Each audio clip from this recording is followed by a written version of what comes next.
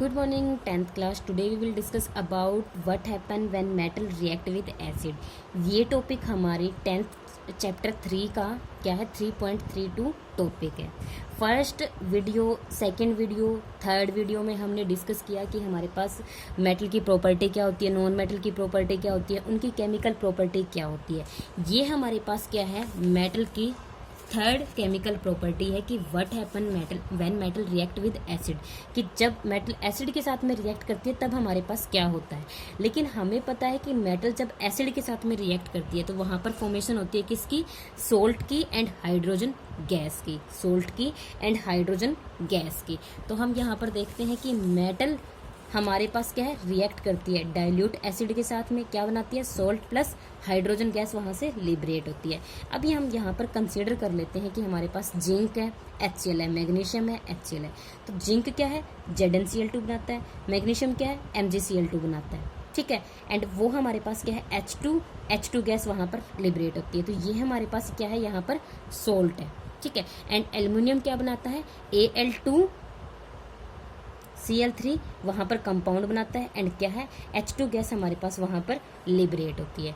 तो ऐसे हमारी मेटल क्या करती है रिएक्ट करती है एसिड के साथ में, मतलब एसिड के साथ में वो रिएक्ट करती है एंड हमें सोल्ट देती है एंड H2 गैस देती है. ठीक है, लेकिन हमारे पास यहाँ पर कुछ एक एक्सेप्शन है. सभी मेटल हमारे पास ऐसा करती है लेकिन दो मेटल को छोड़कर, क्या मैग्नीशियम एंड मैग्नीज को छोड़कर एंड एसिड क्या होना चाहिए वहाँ पर HNO3. अगर मैग्नीशियम और मैग्नीज वहाँ पर प्रेजेंट है, अगर वहाँ पर HNO3 प्रेजेंट है, तब हमारे पास ये सेम प्रोसेस वहाँ पर नहीं होती. क्या कि वहाँ पर H2 गैस लिबरेट नहीं होती. सभी मेटल, जितने भी मेटल है वो एसिड के साथ में अगर रिएक्ट करती है, वो कोई भी एसिड यहाँ पर हो सकता है. ठीक है, वो हमें सोल्ट देती है एंड H2 गैस देती है.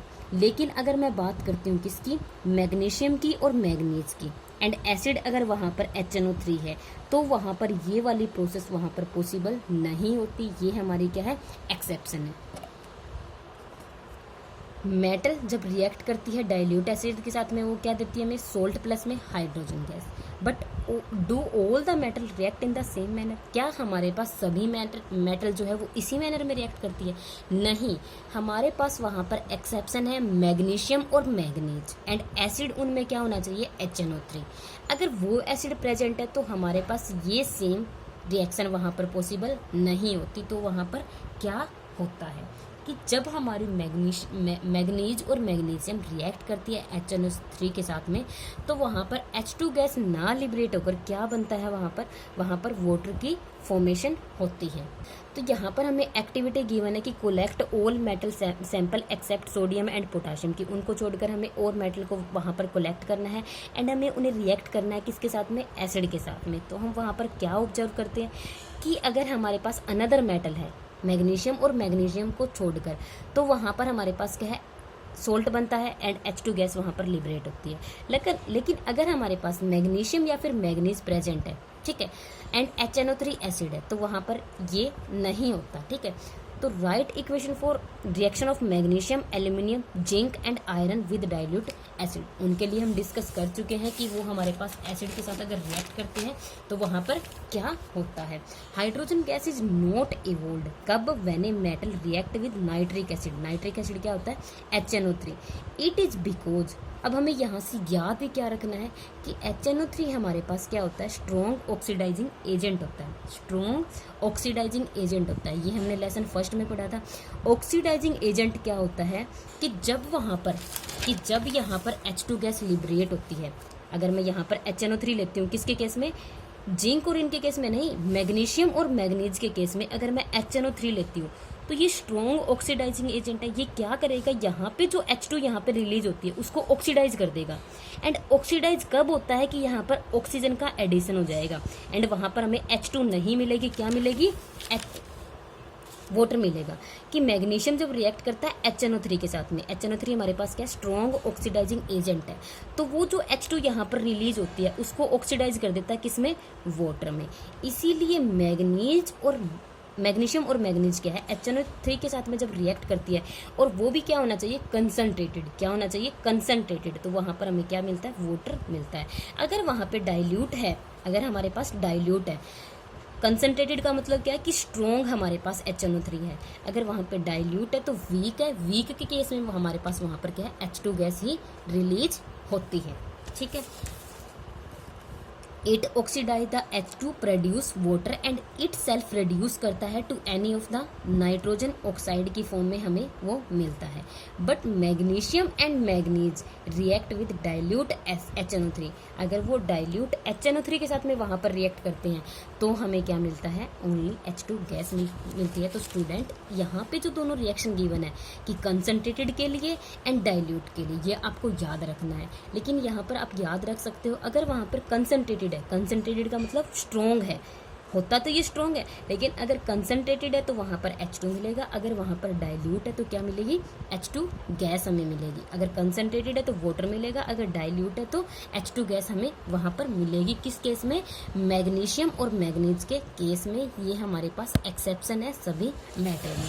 उसके बाद क्या है, हमने you must have observe in activity 3.11 कि the rate of formation of bubble was the fastest in case of magnesium, magnesium के केस में फास्ट है, and the reaction was also the most exothermic reaction in this case, मतलब कि magnesium के साथ अगर वो रिएक्ट करते हैं तो वो बहुत जल्दी रिएक्ट करते हैं, एंड एक्सोथर्मिक होती है, हीट लिबरेट होती है, हीट निकलती है वहाँ से। क्यों, क्योंकि हमने जो रिएक्टिविटी सीरीज की है वो क्या की है कि मैग्नीशियम हमारा फर्स्ट है, मैग्नीशियम के बाद क्या है, मैग्नीशियम के बाद हमारी अदर मेटल है। ठीक है, तो मैग्नीशियम इसीलिए क्या करती है, जल्दी रिएक्ट करती है एंड फॉर्म करती है। The reactivity decrease in case of magnesium सबसे ज़्यादा रिएक्टिव है, देन एल्यूमिनियम है, देन जिंक है, देन आयरन है। In case of copper, copper के केस में ये भी हमारे पास क्या है, एक्सेप्शन है। कॉपर के केस में no bubbles were seen and the temperature also remain unchange. That means कि कॉपर के केस में हमारे पास बबल्स की फॉर्मेशन भी नहीं होती एंड टेम्परेचर भी हमारे पास क्या रहता है, सेम रहता है, इंक्रीज नहीं करता। जैसे कि मैग्नीशियम के केस में क्या हुआ, एक्सोथर्मिक रिएक्शन थी, दैट मीन्स कि सॉल्यूशन जिसमें हम रिएक्ट करवा रहे हैं उसका टेम्परेचर इंक्रीज हो जाएगा। एक्सोथर्मिक का मतलब क्या है, हीट लिबरेट होगी, हीट निकलेगी वहां से तो टेम्परेचर उसका राइज होना है, लेकिन कॉपर के केस में ये नहीं होता। This so that copper does not react with dilute HCl। ये हमें क्या बताता है कि कॉपर HCl के साथ में रिएक्ट नहीं करता। अब कॉपर के साथ में ऐसा होता किस लिए नहीं है, क्योंकि कॉपर क्या है, हमारा सबसे लो रिएक्टिव एलिमेंट है, सबसे लो रिएक्टिव एलिमेंट है, सबसे तो नहीं कह सकते, लेकिन मैग्नीशियम की कंपेयर में तो ये क्या है, सबसे लो रिएक्टिव एलिमेंट है। ऐसे ही हमारे पास क्या है, गोल्ड है, सिल्वर है, मरकरी है, तो वो रिएक्ट नहीं कर सकते। ठीक है, उसके बाद हमारे पास क्या है student, aqua regia. Aqua regia हमारे पास एक सॉल्यूशन होता है, freshly prepared mixture of concentrated hydrochloric acid and concentrated nitric acid. किस किस का, HCl का एंड HNO3 का हमारे पास सॉल्यूशन होता है।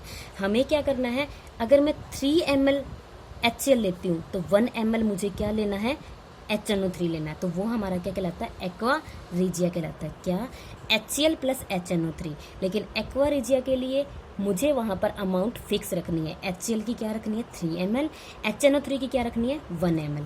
इट कैन डिजोल्व गोल्ड, ये क्या कर सकती है, गोल्ड को डिजोल्व कर सकती है। इवन तो neither of these acid can do alone.